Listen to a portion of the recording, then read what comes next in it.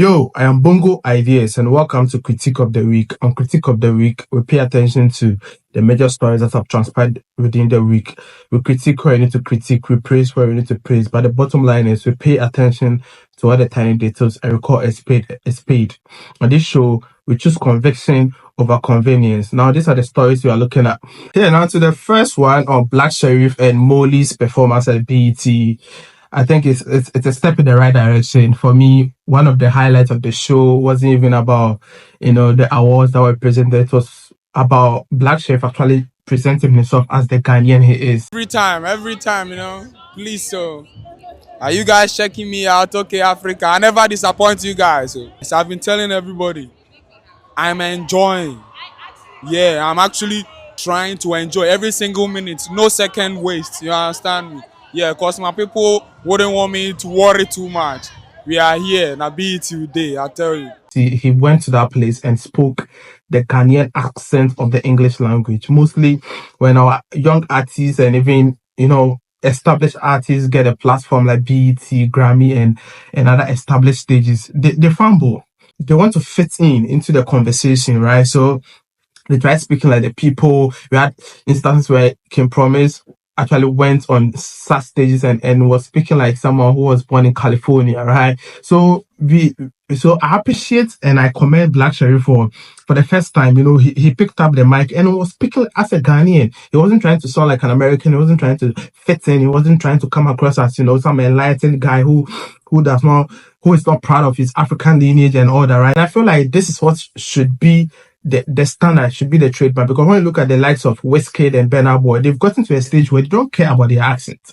They don't care if you're going to receive them or not, because their names are already established. And for Black Sherif, that is the highest level of respect I can ever give him for, going out there, grabbing the mic and not trying to sound like someone who was born in America. I respect him for that, and I feel we should all applaud him. If you're an upcomer, this is what you should be doing. Don't get on stage and trying to sound like Americans or another. Have some, pride in your language, in your accent. Now let's go to Moliy's performance. For me, I felt Moliy's, music, Shake It to the Max is big, it's huge, but the performance is always not, tallying to the hugeness of the song. I really do not get impressed, and I don't get moved by her performance. I feel like her team needs to work on her stagecraft, the way she's supposed to move the crowd, her stage appearance, the whole thing, the choreography of performing. I don't see the way she even moves her body. She moves her body gingerly, like she moves her body with a lot of duress, with a lot of stress. She's not flexible on stage. I don't really know where it comes from. I don't know whether she's sometimes overwhelmed by the crowd and by the magnitude of the stage and the fact that the song has become a global hit, so it is downing on her. I don't really know where that is coming from. Own the stage. Do your shit. This was the first time that a Ghanaian was actually performed on the BET platform, and I expected more from her. For real, it wasn't moving me at all. When she's doing her TikTok trends, it actually moves me. When she's shaking it to the max and doing all that, they are more effective than her performance. I don't want to critique, I don't want to be hard on you and all that, because you've done so well for yourself. It's a breakthrough song and it is global. The performance is not a performance that will sell at concerts. Your performance is not a performance that people would like to look forward to. You need to copy the likes of Lady Gaga and co. To be on the BET stage is a huge platform, but the performance you put out at the BET, it was starting to write home about. Honorable Sam Jatta George was very vocal when he was in opposition, and he promised that when he comes into power, when the NDC returns to power, he was going to fix the high data prices and ensure that the youth enjoy reliable data from the telcos, right? So when he came into office, he came under severe pressure from a section of the public who felt, he wasn't living up to expectations. He wasn't living up to his words and his promises. And after 5 months, we haven't seen anything from his end, right? Even though he gave periodic updates on what he was doing and the fact that he was meeting telcos and, trying to come to a resolution, there was some impatience, amongst the general public, and they were looking forward to the fact that data prices will reduce drastically, especially when the CD is also appreciating against the dollar. Fuel prices were coming down, inflation was coming down, and the government seems to be making some gains, right? So the people wanted it to translate into data purchasing. or the cost of data. So if inflation is dropping and we're not seeing it and feeling it, in the data that we purchase, then it's just nothing to celebrate, right? Because now we spend our whole time on the internet and we need cheap data, right? So there was pressure on Sam George, but Sam George also promised that he was going to deliver on the promise. So within this week, there was a grand announcement where Sam George actually stated that there's going to be a 15% increase in data packages across all networks. And also there will be a return of the 399 Ghana cedi data, bundle, which was scrapped during the then Esle Kufu's regime by MTN. MTN was actually forced to do that because of the implementation of the SMP, that's a significant market player. It's a bit complicated, and it came with some terms and conditions that MTN had to adhere to, so they had to terminate it and all that. So at the end of the day, MTN implemented that. So so that was the announcement within the week, and people were celebrating. People were celebrating. And for me, one particular person who was very, very critical of Sam George on Ghana Twitter was In Twi. In Twi is a guy who, does tech reviews and all that in Twi and all that. And he's based in America. He used to be in Ghana.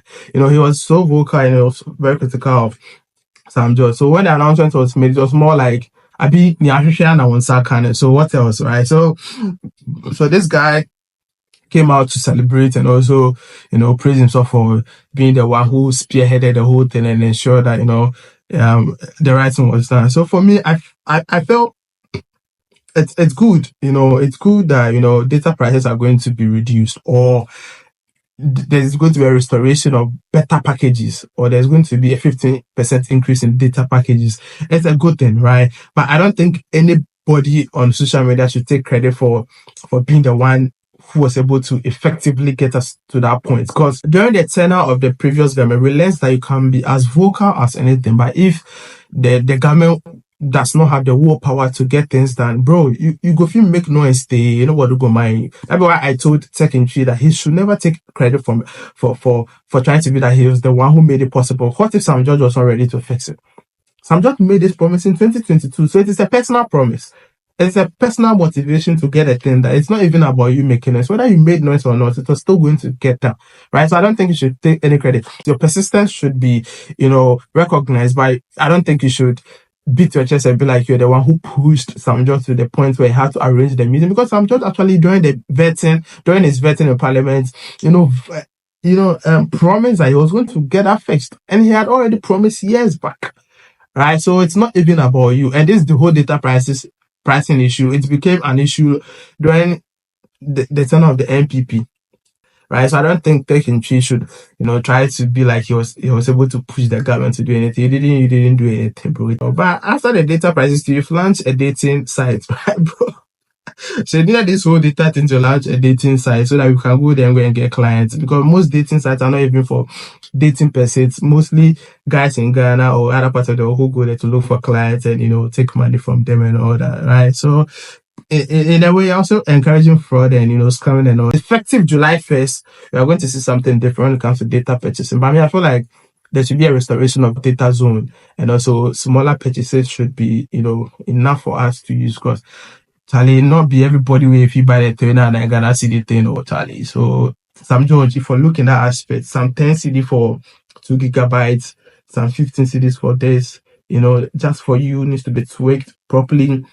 And Commodore needs to be restored, where we can talk for 1 hour and pay for the first minute.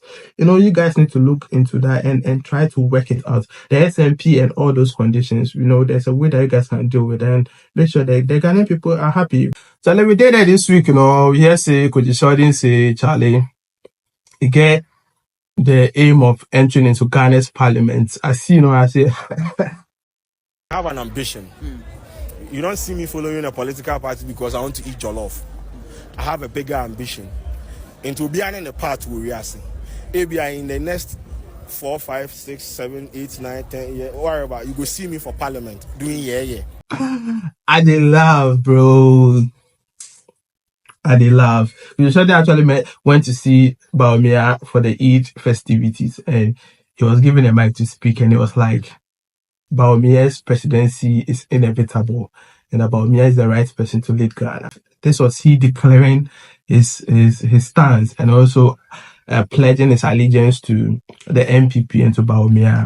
Kwadwo Sheldon went there, and amongst other things, he also added that, he wants to get into parliament and he has an ambition to be a parliamentarian, an MP. This was the same guy who said NDC has become so cheap that, it is attracting ordinary people like Bongo ideas. Now, can we say parliament has become so cheap that it's attracting people like Kweku Sheldon? Because the work in parliament is not about shouting bars, my nigga. It's real work. It's committee work. It's probing and accounting and all that. You need to have background in law. You need to have some strong academic background. For someone who said he does not believe in technicalities and he does not believe in paying attention to the nitty-gritties of issues, he's not really suited for that. How can you be in parliament? How can you peruse a 2,000-page document, right? How can you sit in meetings for hours and hours on end? Because parliament work is working for the people. It's a very strong institution. It is the second arm of government. It cannot be a place where boys will go and gather and just drink and just go home. It's a serious business arena. I'm not doubting your capability as Kwadwo Sheldon, but I don't think you qualify. Probably you need to go back to school or go get some qualifications in specific, sectors. If by some stroke of luck you get into parliament, I really don't know how you're going to contribute to, the proceedings in parliament. Like, how you go do well? Like, you go open camera, then talk, and I say, because it's serious work. It's serious work. And I don't think you are suited for that. Maybe you need to work on yourself and, do whatever. But in your current situation, bro, you don't qualify for parliament, bro. Maybe you should join the NPP communication team as their leader or something, then use your platform to be reposting and posting stuff. Thinking about getting into parliament, that would be a very cheap thing to do. Right? In your current state, if you get into parliament, then me too, I can get into parliament. Like, every other person can get into parliament. If Kwadwo Sheldon in his current state can get into Ghana's parliament, then everybody can get into Ghana's parliament. Bro, do your MPP thing, push your Bawumia, do everything. Now it is even affecting your channel, because now when people listen to you, they don't know if you are being objective or if you are supporting a political party. Ghana's parliament, Kwadwo Sheldon, Honorable Kwadwo Sheldon. Let's welcome Honorable Kwadwo Sheldon. Then you pick them and they'll be like, Bass, Badega! Bro, bro, jam kwasam do, the parliament is there for our bay. So we did it, and the Attorney General within the week or so came out to, spill out some beans concerning the National Service Authority, formerly National Service Secretariat, and some people that were in charge during the tenure of Nana Akufo-Addo. And the prominent names that we heard was Mustafa Yusuf and Gifty Oware. Now, Gifty Oware has already been in the news for misappropriating funds and, not following due diligence and all that, right? Already we knew that, there were some ghost names, thousands of names that were, put into the database of the National Service Authority, and monies paid went to specific accounts that were not even linked to human beings at all, right? So those profits were made, and at a point, those accumulated money were transferred into accounts somewhere in the BAB, and also Gifty Oware specifically also used identities of national service personnel to go for loan from the ADB. I'm not surprised. And for Mustafa Yusuf, his name is everywhere.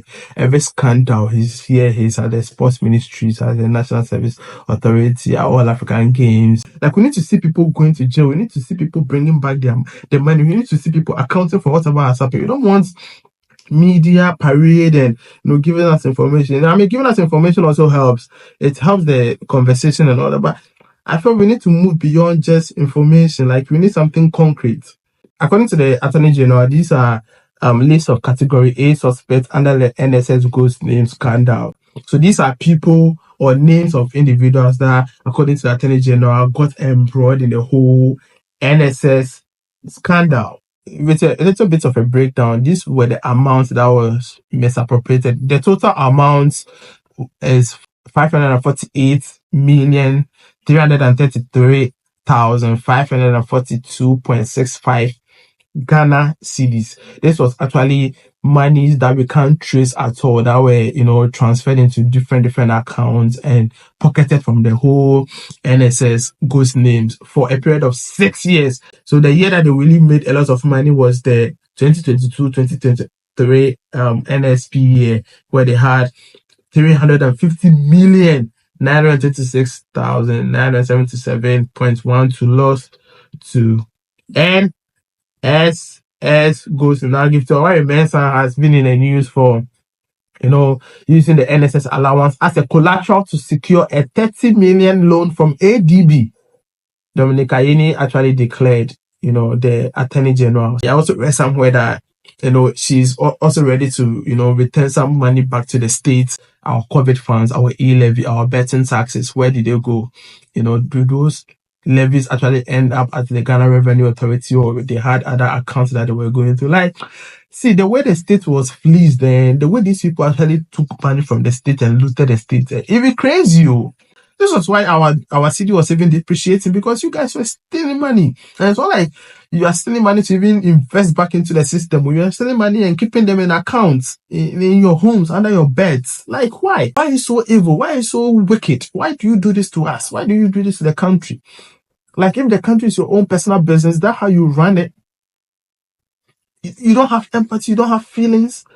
Like, this amount, what are you going to use them for? Like, someone answer them, like, can be promote the day. OSP and the people in charge of the legal thing, do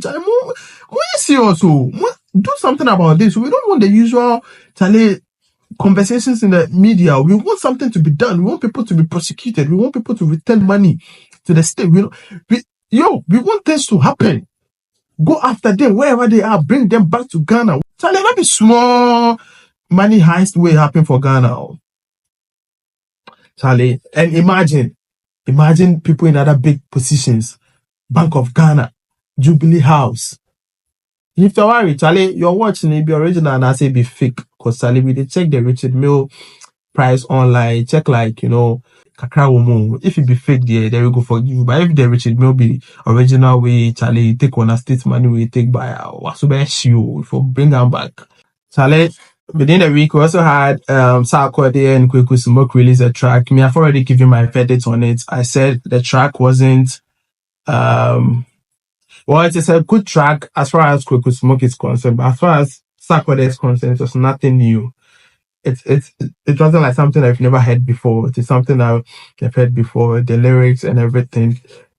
I heard that before, the bragging and all that, cuckoo crashing, when it tries CD and all that, we've heard it. It's nothing new. Like, the vibe is nothing new. And for a title like Violence, I thought he was going to go hard at his fellow musicians, but we didn't even see anything like that. I thought he was going to hit hard at the government or the previous government. We didn't see anything like that. It was just a guy bragging about the fact that he has Air Forces and, dresses in his wardrobe. At this age, why should a rapper be rapping about that? Like, you are bigger than that. You call yourself the landlord. Like, if you're a landlord, why don't you parody yourself as a landlord? Why do you come across as some tenant? It wasn't convincing, but because it's Sarkodie, so, people will still vibe to it. And I think the reason the song is even out there for people to be talking about is the Kweku Smoke factor. Sarkodie is a very smart guy. He always uses people who are hot. If you're a hot cake, Sarkodie will use you right now. From Ekikimi, why it's a great enemies, don't come my way, Jupiter, he will use you right now. If you're a hot cake, he will use you right now. But the way he uses you, it's come across as if he's trying to help you and he's trying to collaborate with you so that you guys will work on something. But no, he's feeding off your relevance. 50% of his relevance, he owes it to featuring people who are hot cake. He chances on the moment and ensures that he does something with you and people will talk about it so that his relevance does not win. His relevance is not even about the music. The 50% is like the music and his branding and the dressing. Black Sharif, he will jump on you. Kweku Smoke, he will jump on you. Can Promise, he will jump on you. Like Kojo Black, he has this insatiable desire to, feature you and be like he's trying to help because he's an OG in the game. Bro, it's not about OG, it's a strategy. And he's so scared. When the time he raps, you can feel it in the rap that he's so scared of losing his place or his spot to another person. That's why he tweeted that, me rap because he feels intimidated, he feels pressed, he feels like somebody's trying to occupy his space. So he needs to do something to maintain that spot. in the bar, and he feels like that spot is his bona fide property, so he needs to be there forever and ever until he decides to leave, right? So whoever you are, you can be as good as Lyrical Joe, but bro, Sarkodie will just use you. That be what they do. It don't be about rap, because if you do pure rap, money first, bro.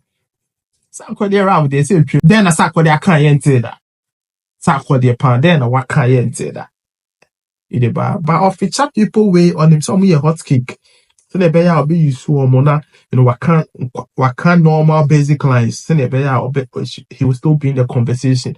Take out all those hot cakes that Sarkodie featured. Take them out of his career. You see that he has done nothing with his own career. Can Sarkodie actually do a song where nobody will feature and it will blow? No, he can't do that. It's the point he has to use Kweku Flick to still be in the conversation. That's how low it has sunk.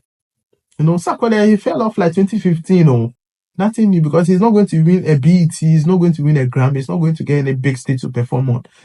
Those days are far gone. Where he has reached it be midlife crisis. So if we use the boys with them, they come up. See the way Samini Debs are jumping on Molly's Shake It to the Masses. Yeah, that's it. They want to feed up the relevance. It's not even about they're trying to support an act, because ordinarily, if you go to them as a young guy, they will not even look in your face. But when you blow, they want to jump on it. So you see how you hear them jumping on it, Stoneboy jumping on it, because it be a global hit. So OGs make you jump on that, make you the relevance, make you also get some. If you be relevant, go do song, make it blow. Go into the studio and do song, make it blow. Why somebody go doing song that you won't do like you won't feed off them? If Samini be relevant, go do song. Get into the booth, do song we make it blow. Why you they feed off Moliy?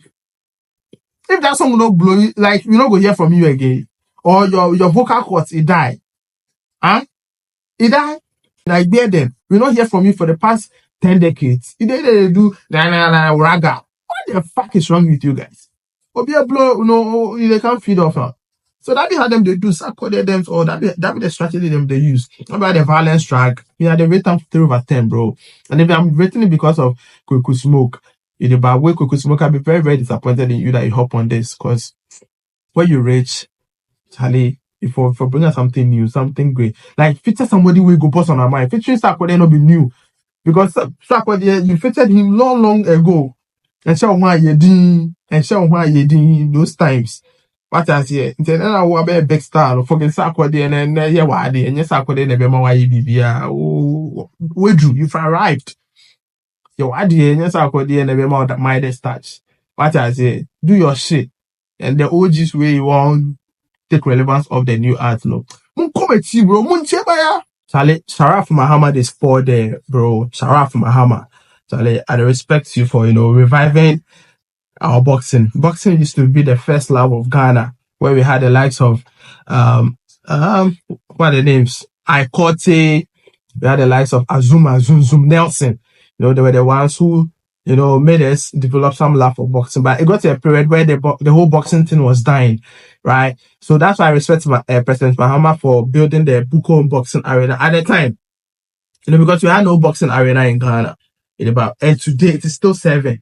Right, so if Sharaf Mahama, who is the president's son or the first son of the country, is doing this, we need to respect him. And he's not even doing it because his father is now a president. He was doing it way back, like some years ago, I think like 5 or 6 years ago, right, where he's promoting boxers and helping them to have the stage where they'll showcase their talent and all that.